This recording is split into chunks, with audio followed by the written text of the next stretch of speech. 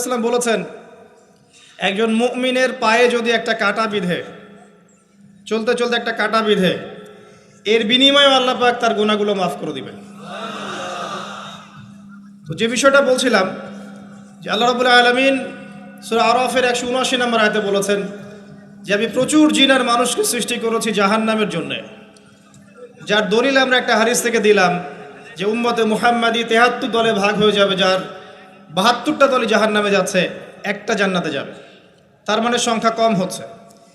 আরেকটা দলিল দিচ্ছিলাম যে আল্লাহ রাব্বুল আলামিন কুরআনুল কারীমের শব্দের অপচয় করেন না। একটা শব্দ দিয়ে তিনি একটা কওমের ইতিহাস তুলে ধরেছেন। যেমন যুলকারনাইন যাচ্ছিলেন পূর্ব দিকে, যেতে যেতে একটা কওমকে দেখলেন যে কওমের সূর্যের আলো থেকে বাঁচার মতো প্রযুক্তি জানা ছিল না, এতই মানবেতর জীবনযাপন করত। আল্লাহ পাক এই কওম সম্পর্কে বললেন কাযালিক, এরা এমনই ছিল। একটা শব্দ দিয়ে কওমের পুরো হিস্ট্রি বলা শেষ।